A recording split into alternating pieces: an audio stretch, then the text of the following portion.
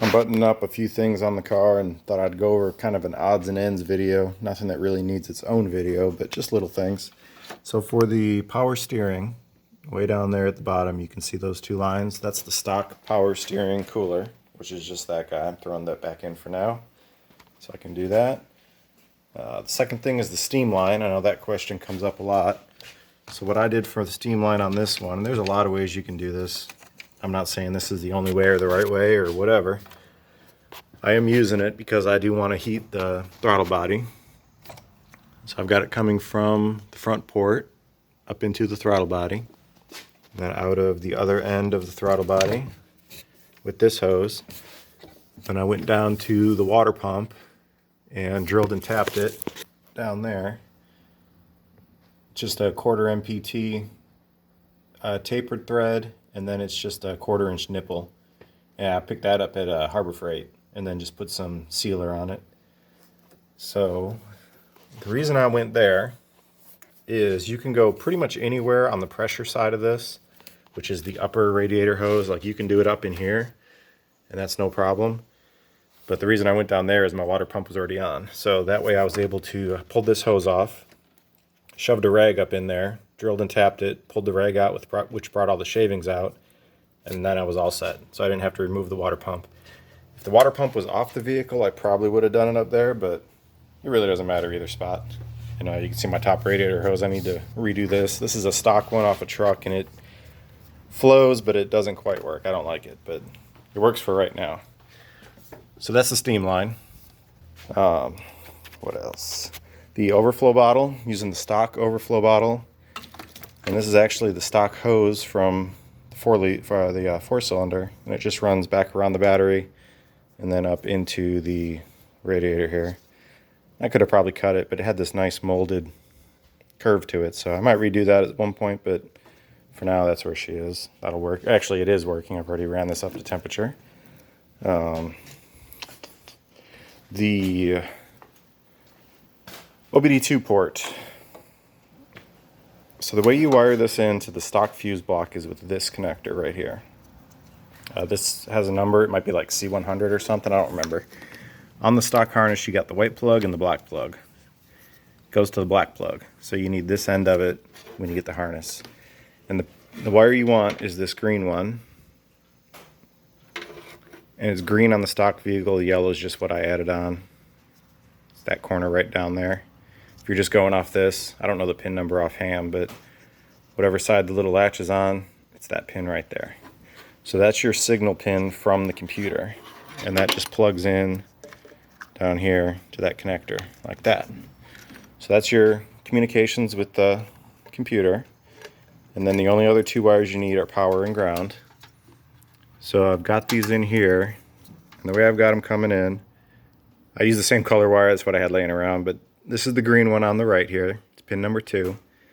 Pin 4 and 5 are ground, and I just have it going to one and then jumping over to the other. You can wire them any way you want, as long as you have ground to both. Some vehicles only need one, some need both. I just always do both, and I never have a problem. And then this red wire is power, which is pin 16. Draw you a diagram real quick for that.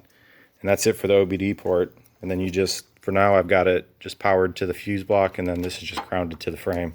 So I'm going to make one with longer wires, run it in the cab, but this is my temporary one I keep laying around for setting up and testing. So here's kind of a quick and dirty wiring diagram for the OBDII port. So you have your PCM connector over here, and it's that green wire goes to pin number 2 on your OBD port connector here. This is the one that plugs into the little scanner or whatever you're using. And then pin 4 and pin 5 are your ground. And then pin 16 is your positive 12 volts. And that is a battery constant. So just some fused 12 volt battery constant. And then the way it works is these are always ground and positive. And then when the computer turns on from your relays and your fuse block and your key going forward, then it powers this number, and that powers your scanner, tells everything to communicate and turn on. So if you leave your scanner plugged in all the time, you're going to see a light on it normally because it has that power. So It's a little LED, doesn't drain much, but if you're gonna let it sit for weeks at a time, I wouldn't keep it connected. But you could also wire this to a switch if you wanted, but I would just leave it as a constant. It really doesn't matter either way. But positive 12 volts, ground, computer. Next thing I need to do is plug that guy. That's your evap cylinder or solenoid. I think it's evap, whatever this little guy is. So I'm not using it, but if I had it installed to seal it, this sits too high and the hood hits it. So you can buy billet aluminum ones for this. You can do all kinds of stuff. I had a bolt stuck in it for testing just to block it. And that works temporarily, but if you see there's an O-ring on this and that's what seals it. So what I'm going to try to do, and I haven't tried this before so it might not work, I'm just going to cut this with a hacksaw and then I'm going to plug that probably with maybe tap it and put a bolt in it just to seal it. And I'll just use this guy because it's got the shape, it's got this to bolt it down on, and it's got the O-ring. So let's see if this works.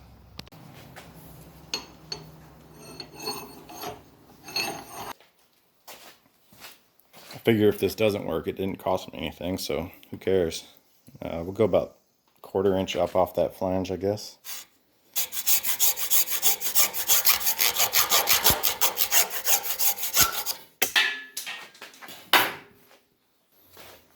Well, I guess I got kind of lucky because I went exactly where whatever this guy was. So there you go, about 1/4 inch. You'll drop below that. It's like a metal disc in there.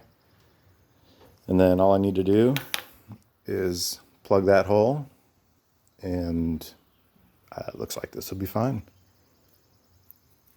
Actually, there's a passageway over there too. So if you were doing, I guess you could fill this whole thing with epoxy if you wanted to also. That would seal it, but I'm just going to drill it. Or not even drill it, I'm just going to tap it and throw some sealant on a bolt, stick it in there, and I'm done.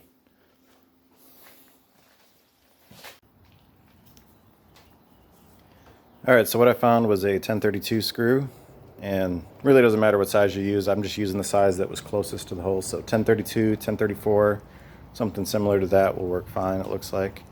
So first thing I'm going to do is tap the hole, and then seal and put the screw in.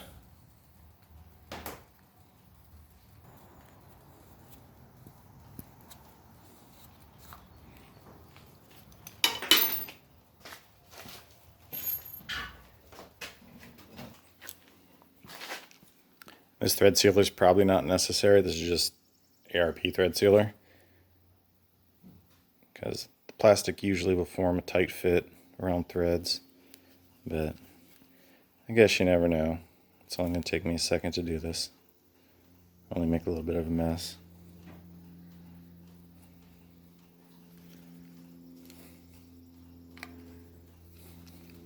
There we go. Deburr this a little.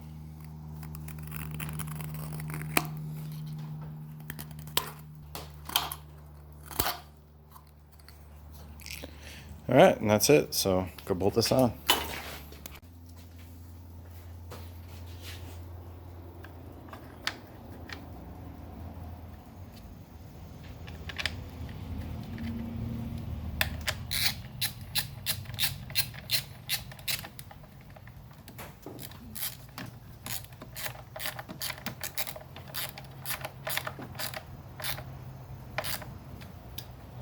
Alright, sealed up. Doesn't look quite as good as maybe a billet one, but zoom you back out and you can see, no one's really ever going to notice it.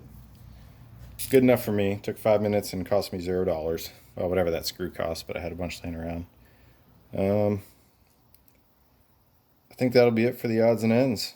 It's just a few little things like that I wanted to show you. The steam line is one, of course, because that's always comes up. And then sealing that basically for free. Overflow bottle and your OBDII scanner. So next video will probably be wiring up the electric fans.